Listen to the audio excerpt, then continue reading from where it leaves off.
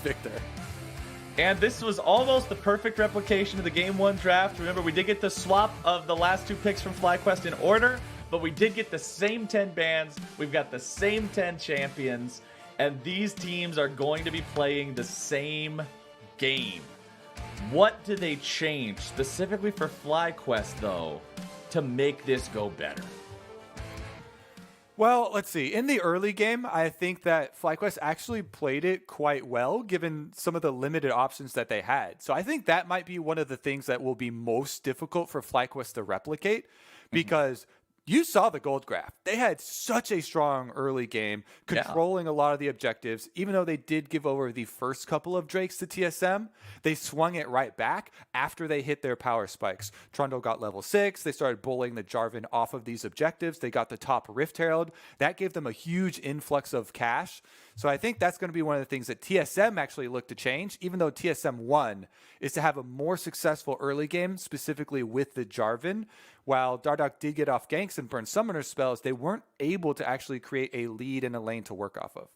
Right, and it wasn't until that first Baron that TSM really caught up in the game. They were behind a couple thousand gold up until that point, and it made things feel FlyQuest favored for quite a while, but here we are. We're jumping onto the Rift for the second time. It looks an awful lot like the first, but I promise you this is not deja vu. This is League of Legends. We are here, best of 5, to see who's going to get to play EG next week and whose playoff journey ends here. TSM currently up 1-0 as Bjergsen, the big carry on TSM in game number 1.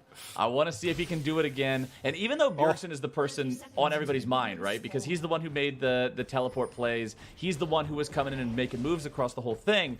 You still got to remember Kobbe on that Aphelios was putting down a ton of damage in fights too. Yeah. And I specifically liked Broken Blade and Biofrost getting a lot of these hooks, a lot of these mini knockups that weren't the stars of a lot of these plays. Obviously, you know, Bjergsen takes the cake, one-shotting a bunch of people. But they did such a good job of setup.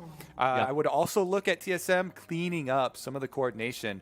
You did have that mid-fight where Dardoch dives in, actually traps himself in there in the Cataclysm. I thought that he was keeping the Cataclysm up to set up his teammates for AoE from Kobbe, AoE from Bjergsen, but that never came through. And that mid mistake from TSM actually ended up being a big way that FlyQuest were able to set up and make it so close. Biofrost wanting to level 1 against Xayah Rakan here. Normally that's a losing fight for most matchups. Of course, that's usually only if Xayah goes for the W first. You can see by the fact that Turtle threw out a couple of feathers there. He had already skilled his Q, so that's not the case. They don't end up getting as punished as they could have been. But nice to see that bottom lane's still going to be as bloody as ever between these squads. Wild Turtle, we talked about a little bit in game number 1, flashing forward, making those trademark aggressive plays. He also got popped quite a few times. The damage potential on this TSM squad is nothing to scoff at, so I want to particularly see if Turtle can step up and make some big moves here in game number 2. It was Power of Evil and Ignar that were kind of the standouts for me in game number 1. Yeah, I actually really liked the flash forward from Turtle, but he just got punished right after. So maybe Dardoch's going to punish Power of Evil early. Level 2 gank from the Jarvan. Nice flash after the combo. Over the wall goes Bjergsen to find the last little bit of damage he would need. He gets the first blood. Well done from TSM. He is picking up right where he left off, Captain Flowers. No hesitation on the flashes from either Dardoch or Bjergsen. And Power of Evil, it's a very difficult choice. So you know if you see Jarvan going for the EQ here, that he's going to have to flash, but if you pre-flash it, he's actually not next to the wall there. So it's kind of a damned if you do, damned if you don't for Power of Evil, and I think that it was just a really well-executed gank from TSM. His probably only hope was if he had actually run completely parallel to the wall and had the option of early flashing over the wall. That is probably the only way that he could have gone out, but he was slightly in the river, not right next to it, and Dardoch punishes him for it, immediately recognizes the opening, allowing Bjergsen to jump over and have Assassin Victor play number 3. What was it you were saying in Champ Select? You want to see TSM use his Jarvan better? Stronger early plays, bigger moves? Well, hey, there you go. Turns out when Dardoch doesn't get his red stolen on the first clear, he's able to make some pretty good moves here on this Jarvan early on. Yeah, pretty good shot calling there, honestly. Let's see this hook. Biofrost gets some damage down on the turtle there. Kabe helps out, and not too much to really talk about with it because they'll just still be able to keep farming up nice and easy. Shouldn't be too big of an issue here. Kabe is a little bit ahead of Turtle in terms of farm, as Broken Blade trades pretty aggressively with Solo. Q3 going to take him pretty low. Both junglers finding their way into the fight now as Dardoch and Santorin will trade back and forth. Remember, Trundle outduels Jarvan and almost every other jungler when it's a 1v1, but when Broken Blade's able to get involved and force the threat of those big, hard-hitting sweet spots on the Qs, they force the flash out of Santorin. Yeah, in a 2v2, Jarvan and Aatrox have more options because of the range and the CC that they have early on into the game. So they can combo just like you see there. They focus. EQ gets the knock-up on Santorin. They get the flash off of him. Broken Blade actually putting in some more work onto Solo, and this is a big wave. Teleport on flag. He drops down the flag for the teleport to show up. Bjergsen has joined the mix. Solo with a flash trying to get away. Broken Blade will take the kill credit. Bjergsen manages to walk out of the turret range before it would be able to take him down. And TSM, man, they are ready here in Game 2. Jat on the analyst desk was looking for a very ferocious TSM, a proactive TSM. And that is exactly what we're getting in this series. They're consistently finding these plays. The difference this time around is, first game, it took them 20 minutes for them to actually be successful and capitalize on some of those plays. Right now, they are running off the momentum of their Game 1 victory. The confidence is high for this team, and now the execution is there to back it up. So while in the game number 1, Dardoch made a bunch of looks on top and on bottom, trying to get something going and only getting summoner spells, this time they are capitalizing with kills on the carries too. And yes, Santorin's got more farm than he does. It's 29-16 in the jungle, but when Dardoch is able to facilitate both of his solo laners getting kills, I'll take that trade any day of the week, right? You can have an extra chicken camp, you can have an extra wolf camp, get the lanes ahead, get people moving as a team. Dardoch will clear out this board here in the Pixel Brush. FlyQuest waiting around to see if TSM try to make a move. Oh, this is a standoff. Everybody's just waiting. Nobody's willing to leave the bush. Okay, everybody's done now. It's back onto the crabs. TSM staying patient. They don't want to contest for the crab. They're just going to wait and see. Maybe Dardoch will come back after he takes it.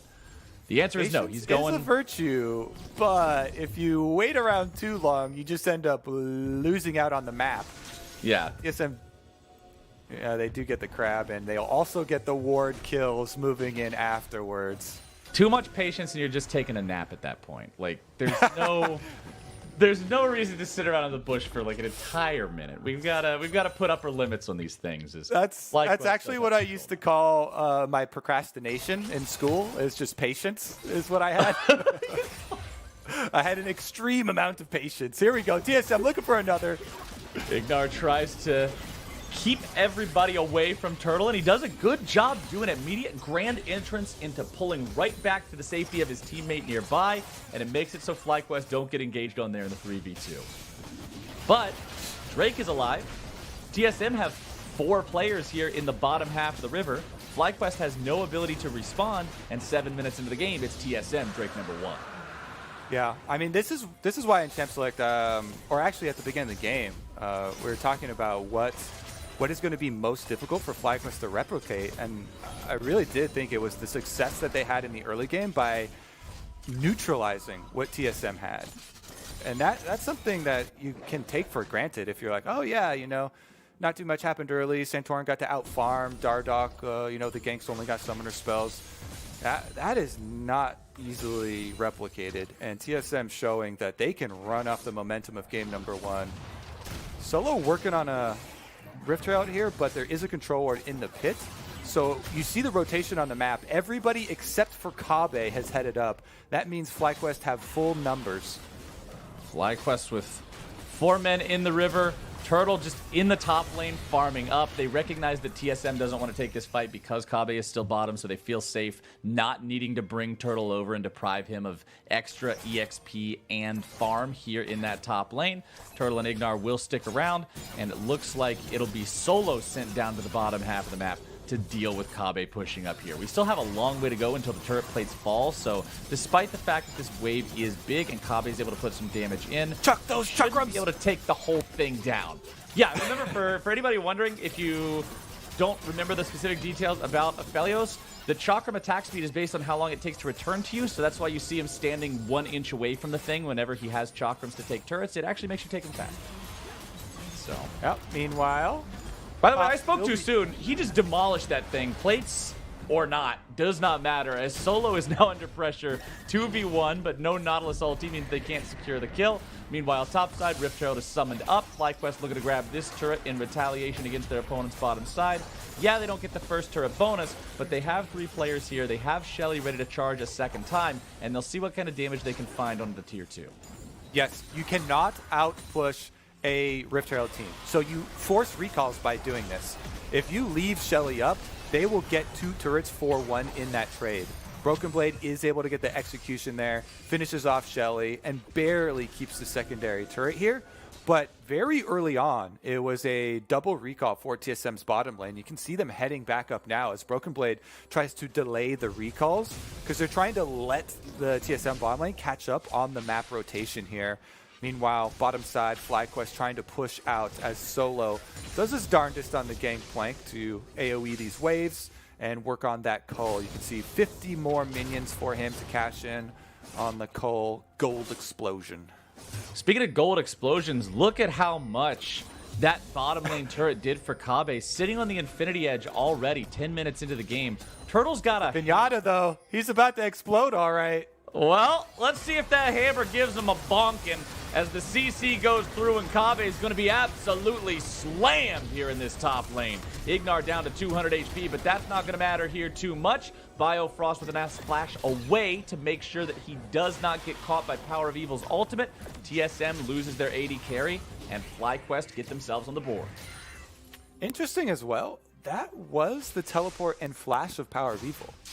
So even though it is a good play for FlyQuest to get the kill onto Kabe, they also expend a lot of resources, which maybe they could have been a little bit more lean in their execution and save some, because Power of Evil does lose out on a couple more minions, and not having flash or teleport is going to be so scary against Bjergsen. This is the Victor that's not scared to jump into the back line, and he's always looked for Power of Evil like he's got a vendetta or something. Well, I mean, he doesn't like Power of Evil considering their relationship in professional gaming a rivalry, so maybe this is his effort to shut that down. So I had our excellent stats team look into this right before the game today, and they looked at LCS. In just LCS, Bjergsen is, before this series, of course, not counting the first game, 8-5 versus Power of Evil, but they also then included the IEM games. And if you add in IEM games, previous to this series, 10-10 for Power of Evil and Bjergsen, just as individual players. A little bit of a spoiler, but game 1, Bjergsen took the lead there. Yeah, for anybody whose eyes, for some reason, couldn't pan to the top of the screen and see the current score. Yeah, TSM won. Sorry for the spoiler, guys. You never know with some people. That's true. Spoilers, serious business. Solo serious business here in playoffs in real time. Turtle is taking down the tier 2 in the top side. See, I was gonna say serious business in Twitch chat, but we're all over the place now, man. We got Twitch chat, we got YouTube, we got ESPN. Everybody's watching, so I gotta make worldwide. Sure. Yeah, exactly. TSM and FlyQuest, Mr. Worldwide. Close enough. Ocean Drake spawns, though, and that is big because last game, both teams wanted the Souls so badly that we got a 7 Drake game. And pretty much everyone out there agrees that Ocean Drake is the strongest Soul. So if TSM can get an Ocean Soul this game, man, that's going to make big impacts in the fight. Definitely should be a point of power here because TSM this time around have such an advantage The only thing they've had to give up this game has been the top side turrets, but that's not going to affect the dragon setup at all. And they do have double control wards in the river. If we look at the gold breakpoints, though, they just got all of their buys off as well. And FlyQuest are depositing so many wards in this red buff top area of the map, though. So maybe they would like to actually take advantage of those early turrets that they were able to destroy on TSM's side. They're contesting the red for a possible counter here. Now, FlyQuest did manage to get this red from TSM quite a few times last game. We'll see if they can do it here again now. Very big difference in the Rift, though. Last game, it was an Infernal Rift, which meant as FlyQuest moved up to try to intercept this, it was easier to walk up to where it was. It was easier to contest. The brushes were burned away, so their opponents couldn't hide and try to potentially trap them there. But FlyQuest can't quite as easily contest it here in Game 2 on the Ocean map, so they all have to back away. Bjergsen chunks Turtle down to about half HP, and with TSM having control over this mid lane, they'll use that chance to push up. Keep your eyes on Ignar. That'll be the guy going for the initiation if they decide to do it. Dardoch flashing away to keep his life pool high, and TSM will be forced off. I really like the defense from FlyQuest. They had the option of having solo trail on that, but they just used the Gangplank ultimate, get a summoner spell out of Dardoch, who has been a super viable target, by the way. It's only a level 7 Jarvan with no flash. Will definitely go down early, even though you're going full tank and you rush Cinderhulk. Cinderhulk benefits a lot off of the extra bonus health that you buy after it. It actually doesn't provide a lot of defense just by itself on completion. So definitely will be a viable focus target here for FlyQuest. In the end, they also get the Rift Herald, so FlyQuest having a very strong mid-game kind of resurgence here as they head into level 11 on their big carries, and the Trinity Force does finally get there for solo. They really are rounding out a lot of their team fight combat power before this Ocean Drake. Yep, and that's the name of the game, right? Stop that Drake stacking by TSM. Game number 1, TSM managed to grab those first 2, and then FlyQuest was able to shut it down. If you're a FlyQuest fan, that's what you want to see again right here, right now. Stopwatches on both Ignar and Santorin means those engages can be snappy, they can put themselves right in the line of fire, and they cannot be worried about being killed right after. Speaking of being killed right after, as soon as Solo pops those barrels, it's Dardoch and Broken Blade looking for the 2v1. Solo tries to get himself away, finds the barrel, finds the trial by fire, but he won't find the kill into Dardoch. Takes him very low, but close only counts in horseshoes and hand grenades, my friend. Dardoch walks away. Yeah, I believe TSM got the last auto on one of the first barrels, denying some critical damage there, allowing Dardoch to live in it. And this time, it is TSM finding the picks before the objective. This is way earlier in the game, though, so, you know, that pick doesn't mean that Solo won't be here for the Dragon. He can revive. It's just, it's earlier gold for them. They can reset and get down to the Dragon a little bit quicker. Double control wards here for Biofrost, give him confidence. Take off a tiny bit of HP from Ignar. Yeah, just a little bit. Nothing really worth support about. Victory. He'll be fine. Yeah, okay. Support victory. Sure, that's your supportal combat for the day. One quick trade of Dredgeline into auto attack for 10% health, as Ignar will get a little bit of that back there by firing off the Gleaming Quill. Actually, gets almost all of it back. As Dardoch waits here in the brush, seeing if there's a chance to make a move happen. TSM, once again, priority over the mid lane, means they can step up and put a little bit more damage onto this tier 1. That turret was not taken until TSM got Baron in game number 1. Now they're looking to find the damage onto Dardoch. FlyQuest kill the enemy jungler as the Drake spawns, and that is a big ol' win. We spent quite a while talking about how viable of a target Dardoch is with no flash, and they interrupt the EQ there.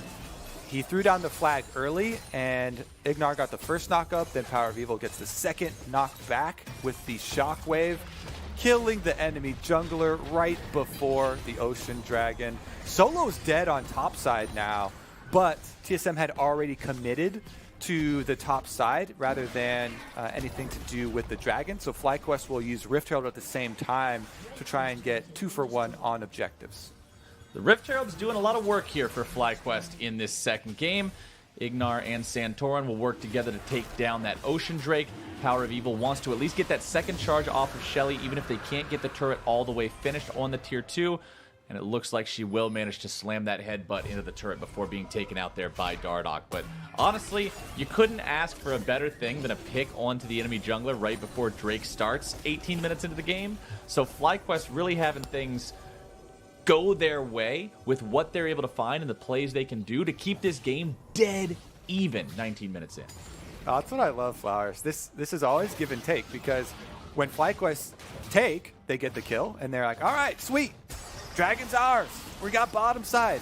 What did TSM do? Yeah, oh, no. Let's go home and cry. Oh, we lost. They're going to get the dragon? No. They go top side, and they get something for themselves. So both of these teams have done a good job, I think, of setting up their counters. You lose one side of the map. That means the opposite side of the map is an opportunity for you to try and punish. And they punish FlyQuest's weak side. You can say, hey, maybe FlyQuest should have communicated better with Solo. Maybe Solo should have given up turret rather than trying to hold there. But I think it's really good to recognize how both teams are keeping their eyes on the next opportunity rather than wallowing or playing completely defensively. Here we go. Dive coming out from TSM. TP going to show up here in a moment. Bjergsen has joined the fray. Broken Blade taken very low, and he's going to be forced to flash. Now the counterattack coming out. Power of Evil. Shockwave finds one, and Solo survives. TSM, they've got this blood in their eyes for Solo, and it's punished here in the bottom lane. Oh, you better run, though. Here comes everybody to collapse. Power of Evil is just going to bait him out. Ignar is going to provide the next target. Turtle showing up with the damage. Okay, there's another laser. Turtle's down to half HP. All right, boys, let's clean this up. How does he get out of this one? All right, the ball's not going to find the mark. There we go. Good job, turret. Okay, that's the collapse from FlyQuest. Granted, they didn't have to overcommit there. They didn't need to go super hard and risk somebody getting exploded by Bjergsen in a point-blank combo. But yeah, it did take them a couple extra seconds to finish him off. Nothing on the map to really fight for. It's too early for either of these teams to really go for Baron at this point. So good pickup, good kill into Bjergsen, more money in FlyQuest pockets. I mean, both teams are focusing very heavily on also picking off side lane pushers, right? That was a dive that TSM started up, and they're so deep in FlyQuest territory. Eventually, they do get chased down. But this is really going to keep you checking behind you, and I think that the map right now being so dark of wards also leads to a lot of these opportunities where they're picking off these side lane players and trying to set up for the next one. That does mean FlyQuest now heading into the mid game with a decent gold lead for themselves. And right. These are the FlyQuest branded Drakes that we talked about. Another ocean will arrive. More trees will be planted. And we're going to head towards the Ocean Soul at full speed. TSM trying to set up their vision first this time, though. I think the biggest thing about that last play, bottom side, that tied this game up, by the way, at 4-4 in kills, is the fact that it was a completely unforced error from TSM. They're the ones who made the call, let's dive solo. They're the ones who also committed the Bjergsen teleport. They committed 3 players, and Broken Blade's flash and Bjergsen's teleport, 2 big, long cooldown summoners, to have both those players die. And yes, there was a response that had to be made by FlyQuest expending summoner spells and ultimates and whatnot as well, but when you have an unforced error that just causes nothing but negatives for your team, that's something that they really need to keep an eye on. I'm reminded of the play last game where Dardoch dives the enemy inhibitor turret, and you were talking about the communication not being correct for that. Whether it's on Dardoch or whether it's on everybody else is irrelevant. It just wasn't lined up, and that is one thing this team's going to need to stay on top of moving forward. Almost 23 minutes into the game, we're going to be getting into some big spicy fights here soon, my friend. Everybody's got to be on the same page. I would prefer if they're all reading from the same paragraph, but we'll see who dials it in better. Maybe we'll have desynced skipping paragraphs here. We skip ahead a little bit as they are focusing on the dragon now. FlyQuest, we're looking at the possible pick on top side. Now returning into the deep jungle here. Nice damage down to Dardoch there, forcing out the flash. Now, Turtle and Ignar both losing half their health in the counterattack from TSM there. Kabe's turret doing some good work onto them to make it so it's not a total loss in the trade. But Dardoch with no flash and 400 HP, is not the kind of guy that you feel safe sending into the Drake pit to contest a smite. Ignar, barely getting away from the dredge line there. Yeah, and they have a ward here. That ward up in the second brush is critical because it saw Dardoch still low HP, still around. Like you're saying, he is on a one-way ticket if he goes in there for the Dragon Steel. Ignar's on a one-way ticket straight for the enemy team, goes in the stasis, keeps himself alive, now looking to get away. Dardoch is down. No opportunity to survive when you start the fight off with that low of HP. Bjergsen can't find any sort of a counter kill. Ignar got great value out of that fully completed Zhonya's Hourglass, not just stopping with a stopwatch, but wanting to make sure he can drop that active in every team fight for the rest of the game, and it manages to get them a Drake and a kill.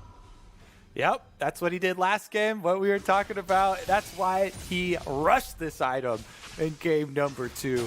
And even looking at it, you think, oh, he is a bit too far ahead of the rest of the team, but that's why he's holding his flash. That's why he rushes this item. TSM also thinking the similar thing. They wanted to get punish him for that engage there, but Ignar holds both of them. And this is what you see all the time in pro play. They will almost always activate their stopwatch or their Zhonya first to bait their opponents into expending extra time and extra cooldowns around the stopwatch player. Then they will have their flash for after the stopwatch comes out. Then they will have their mobility skills for after the stopwatch finishes. And once again, pulled off with great aplomb there by Ignar. Ocean Drake number 2, and they got a kill, so double tree planting. Double trees, and they get quadruple because remember they're doubled for playoffs too. So lots of trees all over the place. Everybody's feeling good, except for Dardoch because he's the guy who ended up getting popped there at the end of the fight. Speaking of Dardoch, one thing that I want to point out since we were talking about items, Gargoyle Stoneplate done for Santorin and Biofrost. So they're going to be the tanky boys here in these fights. But Dardoch went for a Knight's Vow second. That means he is going to provide extra defensive power to Kabe. However, he does not have that immediate tankiness for himself when he jumps in the middle of everyone in these fights. So Dardoch will be very vulnerable to focus fire from FlyQuest if he goes in and the team's not immediately there to back him up.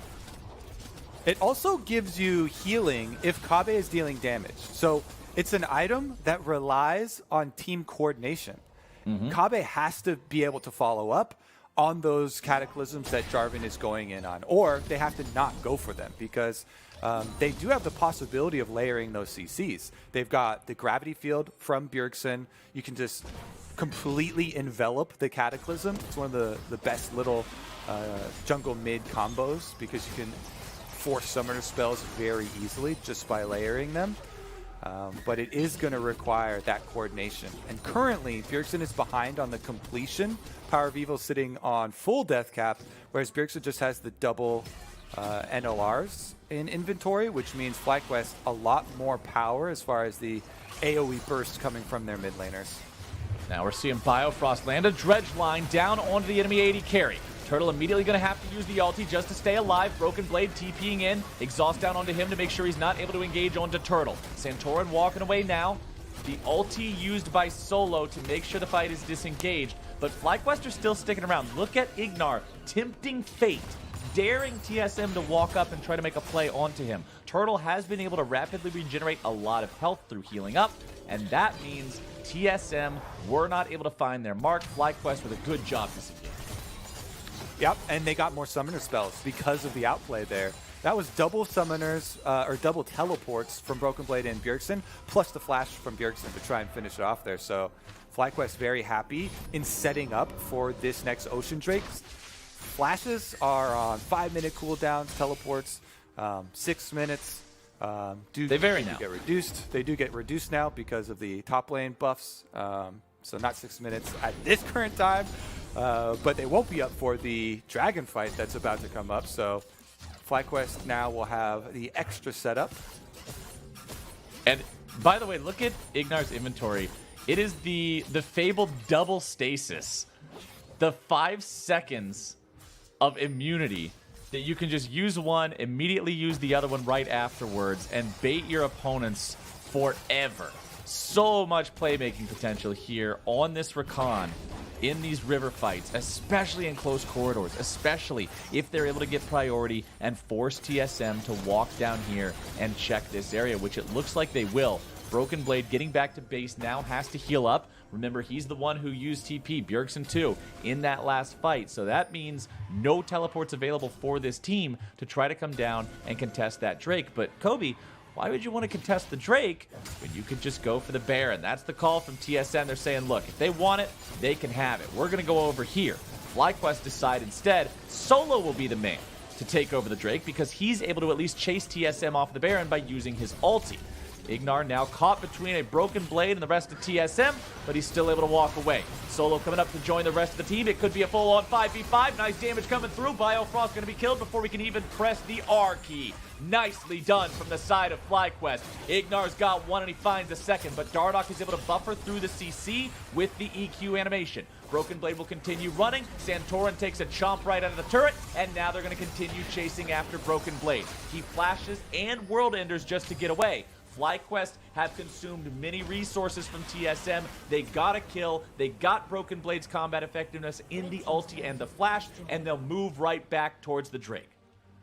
They find it again. FlyQuest with the shockwave to finish it off there. Another kill, another dragon. Dardoch, is he going to go for the steal?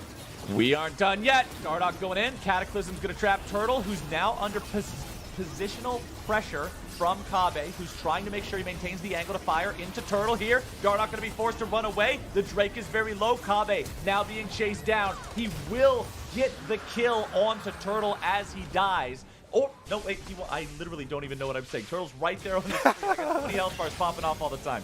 Forgive me for that one. Turtle stays alive. Kabe drops. Dardoch and Broken Blade drop as well. That's 3 players dead on the side of TSM. FlyQuest moving up towards the Baron pit now. It's Bjergsen and Biofrost versus the world, and I'm going to give you guys a little bit of a spoiler here. You don't fight this. Not 2v5, not even with a... The world wins. The world wins in a situation like that. That is a Baron take. That is sole point. Everything is coming up FlyQuest here in Game 2. Turtle was just letting those feathers fly. Dardoch was poking around the dragon. He kept walking up, threatening the steals. Turtle just stops DPS on the dragon, starts burning down Dardoch, and he can't do anything. He tries to flash away afterwards. Turtle then uses 90% of his health bar to bait for the extra kill, knowing that he has his own ultimate to rely on. And he has really stepped up in playoffs. 2 quick objectives for FlyQuest. The spicy run back going very well for them as they took the exact same champions into Summoner's Rift, into TSM, saying that they have the confidence that they can clean up the errors from game number 1, and they have done just that. 11 herbs and spices necessary for his signature draft here from FlyQuest. Pushing up the bottom lane now. In game number 1, when we saw TSM take the first Baron, they had only taken an outer turret from their opponents. There was a lot of standing gold on the map to build that Baron power play and find success through the extra gold they were able to secure for themselves. FlyQuest are telling a very different story here in game number 2. They've already taken down all the tier 2s of their opponents, and now they have to pressure into the base. They have to try to crack this inhibitor turret line, which can be very difficult. They're setting up the split push in a couple of different lanes now. You can see Turtle applying the pressure here to the mid lane inhibitor turret, nearly able to take that one down. Power of Evil remains in the bottom lane for that split threat, as Biofrost is the target. The fight starts breaking out here in the mid lane, but TSM is able to disengage. Bottom lane inhibitor turret still tanking damage. Mid lane inhibitor is gone. Bjergsen has to retreat now. He knows the rest of FlyQuest is walking over. It's inhibitor 2 under fire, and FlyQuest is doing this so cleanly with this Baron. Yeah, it doesn't look like FlyQuest are going to need 3 of them as they take down both inhibitors with still a minute left on the Baron. There's a minion wave every 30 seconds, so that means 2 more minion waves for them to push with. Solo's already got it up to the turret. They could get all 3 in a single push, Flowers. All 3 inhibitors down when only 2 minutes remain until that Ocean Soul gets on the board. Would be a nightmare situation for TSM. They need to try to repel FlyQuest before they lose this final inhib. Ignar manages to find some CC, but the rest of the team isn't nearby to follow up. That means that TSM still have to walk away, though. They've lost half the health on their front lines. Turtle and the rest of FlyQuest really want to take this inhib down. Ulti came out from Kave, but it didn't find a lot. Bjergsen and Broken Blade in retreat. The ulti comes through from Solo. Bjergsen still in the run from that one. Nexus turrets. Now the thing's taking damage. It is the minions putting so much work into those. Shockwave finds a couple of TSM players, but it won't do much. It doesn't need to do much. The TSM base is a ruin. Yeah, Power Vivo also got some minions there, so he might have just gotten his extra gold he needed for his Leandries. There's so much money on the side of FlyQuest after a push like that, where you take 6 objectives at once. They'll be able to reset. They don't need to finish the game on that push, and they can just go back to base, complete everything, and return to finish the job. This is only 34 minutes into the game, so double stacked super minions down all lanes is so hard for TSM to deal with. Double teleports just to get the push started that much quicker. FlyQuest, all you have to do when you have double super minions like this from both inhibitors, or from all 3 inhibitors down, you just stand inside the base. You throw out your ranged abilities and damage, and TSM just doesn't have the DPS to even clear out the PvE situation. They are under-geared for the raid, my friend. TSM have to find some sort of outplay here, but it is so difficult. Broken Blade flashes away from the Shockwave. That cooldown is now expended, so that means that TSM's aware Power of Evil is not at his full team fighting strength for 40 seconds or so, but they have to defend their Nexus turrets. Turtle throws out a couple of auto attacks. That first Nexus turret already nearly taken down. Solo trying to disengage. TSM trying to make the move. Dardoch at the front line going to be stasis up. Cataclysm. Chaos Storm rampaging through FlyQuest, but it's not doing the damage. This is not the 6-item game number 1. Broken Blade falls in the back into the fight. Kabe now taken out by Turtle. 80 carry on 80 carry. Violence in the TSM base ends in tragedy for TSM, and that is Nexus going down. That is a tied-up series. That is the clap back from FlyQuest. 1-1 now in this series. We were hoping for 5 games, Flowers. We're on the road to those 5 games. Identical champion selects. Game 1, Game 2, completely different stories though. This time around, FlyQuest, they make the adjustments. Turtle is back on that old Turtle style, flashing multiple times. I am happy to see it too, because it makes it more exciting. He's looking to, give Bjergsen a little bit of the taste. Old teammates there, unable to finish him off in that last fight by maybe 15 HP, but they get the victory and push this game, or this series, back to even. It was the spiciest of runbacks, and we'll have to see if game number 3 brings a similar or identical team